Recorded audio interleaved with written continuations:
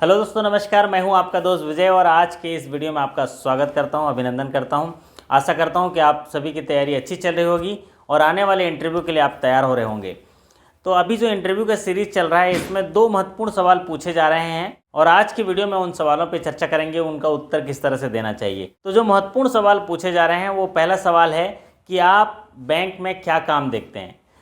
और ये सवाल जो है कॉमन सवाल पूछे जा रहे हैं और प्राय सभी को ये सवाल पूछे जा रहे हैं कि आप बैंक में अभी क्या काम देखते हैं, कौन सा डिपार्टमेंट देखते हैं। तो जब भी ऐसे सवाल पूछे जाते हैं तो जिन साथियों को भी फ़ोन आ रहे हैं तो प्राय ऐसे उत्तर वो देते हैं कि मैं ऑपरेशन का काम देखता हूँ, मैं ऑपरेशन के सारे काम देखता हूँ, मैं जो है मिसलेनियस काम देखता हूँ, मैं कैश ऑपरेशन का काम देखता हूँ। इस तरह के जवाब वो देते हैं। लेकिन ऐसे प्रश्न जब आपसे पूछा जाए तो आपको स्पेसिफिक जवाब देना चाहिए। आपको जवाब देना चाहिए कि सर, वर्तमान में मैं बैंक में ऑपरेशन डिपार्टमेंट के अंदर आरटीजीएस एनईएफटी पंचिंग देखता हूं, या मैं नए अकाउंट ओपनिंग का काम देखता हूं, चेक कलेक्शन देखता हूं और साथ ही साथ रिकवरी का काम देखता हूं, क्रेडिट से जुड़े हुए जो अकाउंट ओपनिंग है वो काम देखता हूं। तो जब आप ऐसे स्पेसिफिक बात करते हैं ना, तो सवाल फिर आपके पक्ष में होते हैं और आपको सवाल पूछे जाते हैं कि आप यहाँ पर जब अकाउंट ओपन करते हैं तो क्या चीज़ देख पाते हैं,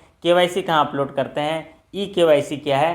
तो आपको स्पेसिफिक बताना है कि आप काम क्या करते हैं। अगर आप क्रेडिट डील करते हैं तो आप क्रेडिट डील करते हैं, उसको स्पेसिफिक बताइए। ऐसा नहीं कि ब्रांच में जो है क्रेडिट के सारे काम देखते हैं, सारे काम तो कोई भी नहीं देख सकता।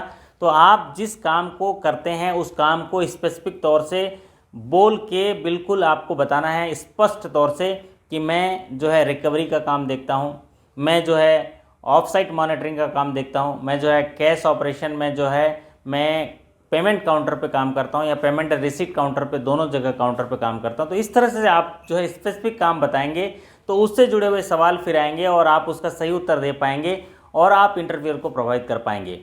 और दूसरा महत्वपूर्ण सवाल जो पूछा जा रहा है वो पूछा जाता है कि अगर आपको ब्रांच मैनेजर बना दिया जाए तो आप क्या क्या काम देखेंगे, किस तरह से काम देखेंगे।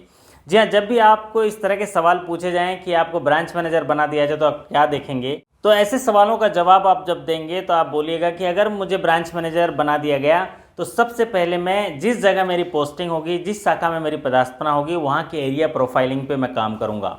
एरिया प्रोफाइलिंग में मतलब आपके ब्रांच जो में कितने सर्विस एरिया विलेजेस हैं और क्या इनकम स्टाइल है, कैसे लोग रहते हैं, वहाँ पर लोगों के इनकम के साधन क्या हैं, इंफ्रास्ट्रक्चर डेवलपमेंट किस तरह से है, वहाँ पर जो लोग रहते हैं उनके आय के साधन किस तरह से हैं और वहाँ की जनसंख्या कितनी है, वहाँ पर हाउस होल्ड कितने हैं, वहाँ के फाइनेंशियल इन्फॉर्मेशन जुटाने का काम पहले करेंगे।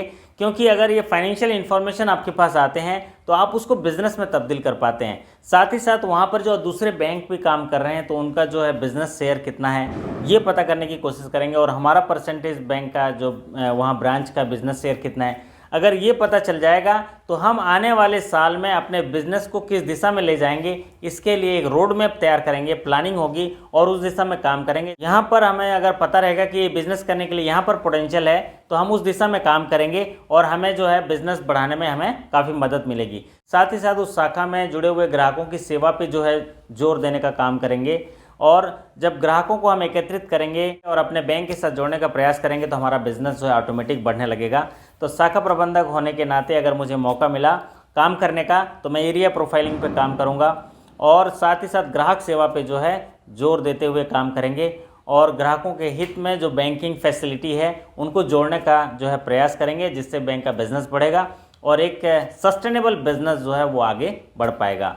जी हाँ, अगर आप इस तरह से उत्तर दे पाते हैं तो इंटरव्यूअर काफ़ी प्रभावित होंगे। आशा करता हूँ कि आपको एक हिंट मिला होगा और आप अपने शब्दों से आप इसको बोल पाएंगे और इसी तरह जो है आपका इंटरव्यू कई साथी जो है सफल हो रहे हैं, उनको बहुत बहुत शुभकामनाएं और बहुत बहुत बधाई। और नई जिम्मेदारी के लिए मैं ढेर सारी शुभकामनाएं देता हूँ कि वो अच्छे मनोबल के साथ, अच्छे उत्साह के साथ, अच्छे आत्मविश्वास के साथ जो है नए जिम्मेदारी को भली भांति निभाएंगे और ज़िंदगी भर सीखते रहेंगे। जी हाँ, आप सभी की सकुशलता और सफलता की कामना करते हुए विदा लेता हूँ।